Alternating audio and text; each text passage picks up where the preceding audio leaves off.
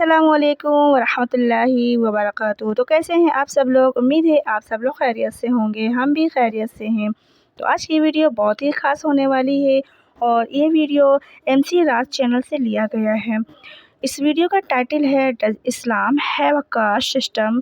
The answer will surprise you. तो देखते हैं इस वीडियो में क्या ख़ास होने वाला है। और मुस्लिम कौम जो है वो अपनी अपनी अलग अलग कास्ट में बटी हुई है और एक पंडित ने इसका जवाब किस तरह से दिया है। तो चलिए इस वीडियो को देखते हैं। तो प्लीज़ आप लोगों से एक छोटी सी रिक्वेस्ट है कि मेरे चैनल को ज़रूर सब्सक्राइब करें, वीडियो को आगे ज़रूर शेयर करें। बादशाह महमूद और उनका एक गुलाम हुआ करता था जिसका नाम था अयाज। आमतौर पर इन दोनों में, महमूद और अयाज में, एक चीज कॉमन है और वो है कुरान चैप्टर 49 वर्स 13 में आता है ए लोगो। कई फेमस किताबें हैं जैसे सही बुखारी, सही मुस्लिम, तिरमिजी जैसी किताबें, सुनन अल तिरमिजी जिसके हदीस नंबर 2955 में कहा गया है कि जब इस्लाम में कोई कास्ट सिस्टम नहीं है तो ये फिर अशराफ, अजलाफ और अर्जाल क्या है, ये बोहरा मुस्लिम क्या है। मस्जिदों में देखते हैं तो सभी समान है, सभी की सेम एंट्री होती है। आखिर मंदिरों में ऐसा क्यों होता है कि आम इंसान बड़ी बड़ी लाइन में लग रहा है या उसे पैसे देने पड़ रहे हैं और VIP आसानी से दर्शन करते हैं?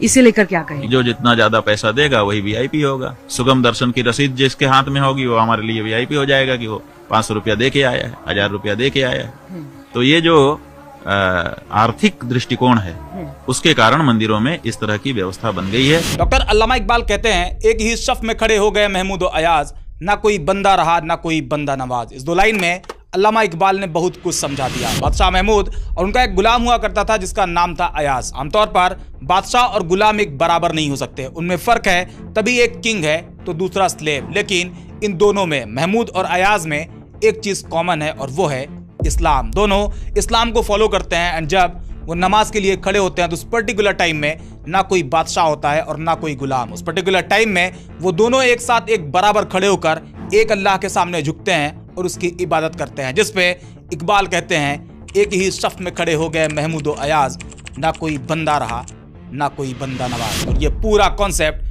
कुरान की इस वर्स को डिफाइन करता है। कुरान चैप्टर 49 वर्स 13 में आता है ए लोगो, हमने तुम्हें पैदा किया एक मर्द और एक औरत से और हमने तुम्हें अलग अलग कबीलों में बांट दिया ताकि तुम एक दूसरे को पहचान सको। यकीनन तुम में सबसे ज्यादा इज्जत वाला वो है जो सबसे ज्यादा नेक है, यानी सबसे ज्यादा अच्छा है। कोई भी इंसान अपनी कास्ट या फिर अपने सोशल स्टेटस के बेसिस पर महान नहीं हो सकता। इस्लाम कास्ट सिस्टम को किस हद तक ब्लॉक करता है कुछ हदीस से आपको समझाता हूं, लेकिन उससे पहले ये जान लेते हैं कि हदीस कहते किसे हैं, ये होती क्या है। एक लाइन में समझने के लिए बस आप इतना जान लें, वो बातें जो प्रॉफिट ने खुद कही है उसे हदीस कहते हैं, जिसमें Islamic practice, ethic, religious guideline, interpretation of Sharia जैसे पॉइंट को समझने के लिए हदीस एक इंपॉर्टेंट सोर्स है। मतलब हदीस इस्लामिक स्क्रिप्चर्स में एक अहमियत रखती है जिसमें कई फेमस किताबें हैं जैसे सही बुखारी, सही मुस्लिम, तिरमिजी जैसी किताबें इसमें मौजूद हैं। अब आते हैं अपने टॉपिक पर और देखते हैं कि हदीस में कास्ट सिस्टम के बारे में क्या कहा गया है। जिसकी एक किताब है सुनन अल तिरमिजी जिसके हदीस नंबर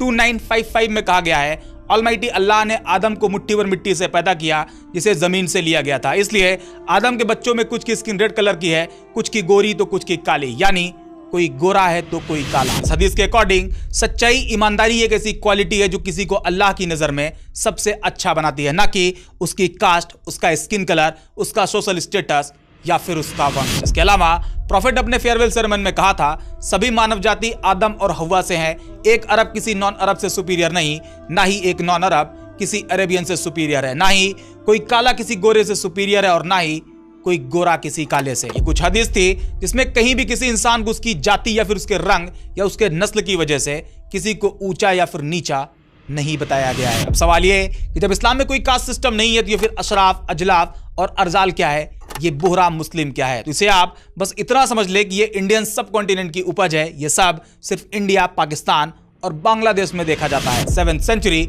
ये वो टाइम था जब इस्लाम की एंट्री इंडियन सब कॉन्टिनेंट में होती है। ये पूरा का पूरा रीजन डिस्क्रिमिनेशन जैसी प्रॉब्लम फेस कर रहा था। इस पीरियड में इस्लामिक सूफीज यहाँ पर आते हैं और इस्लामिक प्रिंसिपल क्या है उसे लोगों को बताते हैं। इस्लाम में कोई कास्ट सिस्टम नहीं है, इस्लाम इक्वलिटी की बात करता है जैसे पॉइंट लोगों तक पहुंचाया जाता है, जिसका असर यह होता है कि वो लोग जो इंडियन सब कॉन्टिनेंट में भेदभाव जैसी प्रॉब्लम फेस कर रहे थे वो तेजी से इस्लाम की तरफ अट्रैक्ट होने लगे। साथ ही अपर कास्ट, मिडिल कास्ट के लोग भी इस्लाम से इंप्रेस्ड होते और इस्लाम को एक्सेप्ट कर लेते। यहां तक कोई भी प्रॉब्लम नहीं थी। प्रॉब्लम तब शुरू हुई जब ये नंबर तेजी से बढ़ने लगा। हर कास्ट कैटेगरी के लोग इस्लाम धर्म अपनाने लगे। उन्होंने इस्लाम तो एक्सेप्ट किया, लेकिन एक चीज़ वो एक्सेप्ट नहीं कर पाए, कास्ट सिस्टम। इस्लाम तो एक्सेप्ट किया, लेकिन इस्लामिक प्रिंसिपल को अडॉप्ट नहीं किया।